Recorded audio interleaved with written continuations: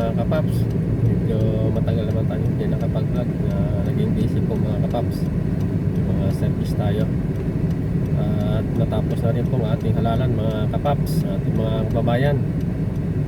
At ang mga resulta ng senador sa akin po mga pananaw mga kapaps, hindi po ako satisfied sa mga nanalo sa ating senador, lalo na po sa alyansa.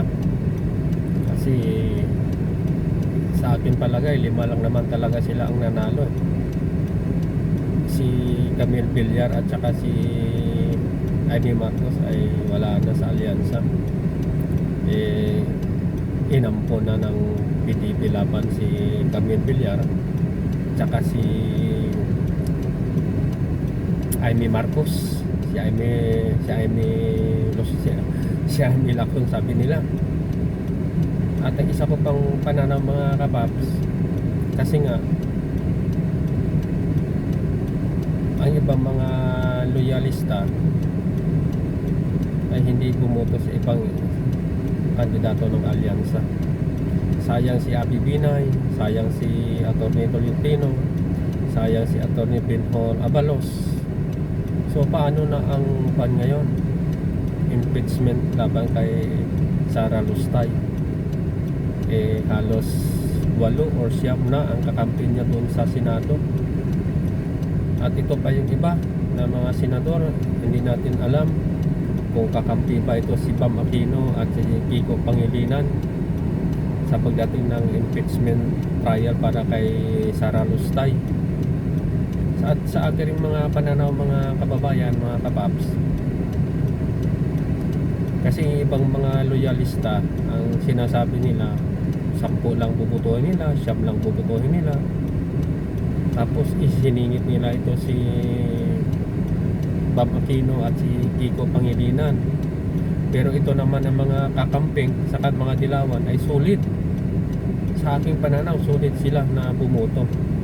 Kaya lumusot ito si Bam Aquino at si Kiko Pangilinan. Isipin mo, more than 20 million ang ibinoto ni Bam Aquino, diba? At ang iba pa nating mga supporters, ng mga loyalista, BBM supporters, siyempre ang iba dyan ay kaanib sa INC. So wala silang ibang choice kundi sumunod doon sa kanilang, sumunod doon kay Manalo na butuin si ganito, diba? Ni-endorse ng INC ang ganito. So ibig sabihin, yung loyalista ay nahati ang mga boto, mga kababayan, mga kapaps. Pero kung naging solid, hindi lang po 5 ang nananalo. Sana pumasok si Abby Binay, si Benhor Abalos at si Atty. Tolentino. Yan pa naman ang mga tatlong yan ay against sa West Philippine Sea, against kay BP Sara para dun sa impeachment trial. Sayang mga kababayan. Yun ang pagkakamali lang loyalista na naging kampante. Sabihin naging kampante talaga na ganun ang mangyari. So yun, isipin mo mga kababayan, mga kapaps, lumusot si Marcolita, diba? Isasolve ang layo niya 16, 17. Isipin mo, pumasok sa 6 or 7 si Marcolita, diba? Dahil sa endorsement ng INC, dahil sa ibang mga loyalista at BBM supporters ay INC. Siyempre doon na sila bumoto. Sa aking pananaw, sa aking analysis mga kababayan, mga kapaps. Pero sana naman ang pagdating na impeachment trial ay ang isa pang dahilan nito mga kababayan, dahil bumabas ang alyansa. Ang tagal kasi ni Chis Escudero sa impeachment.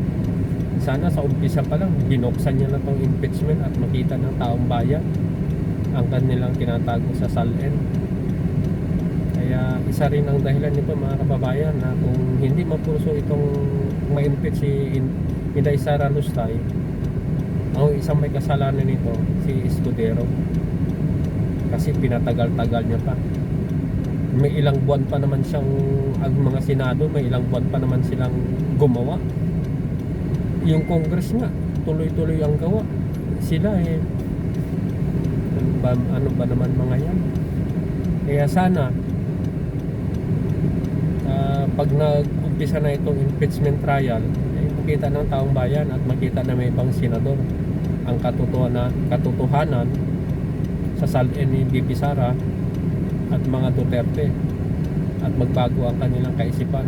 Nawa magbago ang kanilang kaisipan at buksan ng Panginoong Diyos ang kanilang mga kaisipan, buksan ang kanilang mga mata na hindi maging nakasara doon sa isang tao lang. Kaya mga kababayan, pagdasal natin na maging maganda ang impeachment trial ni BP Sara Lusday, at ang pagmamanage or ni Senate President Chis Escudero sa impeachment trial. Mabuti na lang marami mga congressman na nanalo, yung mga dating congressman na yun ang judges sa impeachment trial ni Inday Sara Lusday. Kaya pagpray natin, sana ito si PBBM, Mr. President, maging stand firm ka sa iyong paninindigan. Sometimes kasi maging authoritative ka naman, Mr. President. 3 years na lang ikaw. Kung ako sa iyo, maging authoritative ka naman minsan. Pakita mo na you're strong enough na aming presidente. Pakita mo sa kanila na hindi lang pa smile ka, kundi nagagalit ka minsan. Pakita mo sa kanila na strong ka. Pakita mo minsan na authoritarian ka sa kanila. At sana yung mga cabinet members mo ay medyo repasuin mo siguro sila. Kabuti na lang itong PCO natin ngayon, si Atty. Claire Castro, ay patuloy bumabanat. At sana yung mga projects nyo ay napucover naman sana ng mga mainstream media. Hindi kasi kino-cover ng mga mainstream media ang mga projects. Hindi naman lahat nanonood sa YouTube or sa mga karamihan sa mainstream media kapiranggot lang, 2 minutes, wala pa nga 2 minutes tapos na agad. Sana ma-improve yung Channel 4 na patuloy na magbigay, mag-inform sa mga tao kung ano po yung ginawa, Mr. President. Yun lang po ang aking advice sa iyo, Mr. President. Sometimes maging authoritative ka, be strong and be firm in any kind of decisions.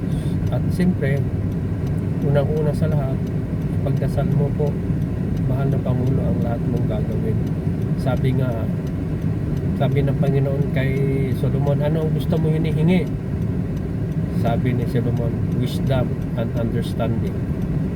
So binigyan siya ng Panginoon ng wisdom at understanding si King Solomon. Yun din po aming dasal sa inyo, mahal na Pangulo, nabigyan kayo ng wisdom at understanding ng ating Panginoon Jesucristo, ng ating Panginoon Diyos. So patuloy lang tayo mga kababayan na magsuporta sa ating gobyerno na patuloy gumagawa para sa kababayan natin. Okay mga kababayan, please like and share, and don't forget to subscribe mga kababayan. At sa ating mga kababayan pala dyan sa ibang bansa, maraming salamat po dahil patuloy po kayo na nakikinig sa mga balita dito regarding sa ating bayan, at patuloy lang kayo sa inyong mga trabaho at huwag po kayo sumama sa mga mga rally. Mahalin niyo po ang inyong mga trabaho mga kababayan. O siya, sige, maraming salamat po muli. God bless us all. Bye bye.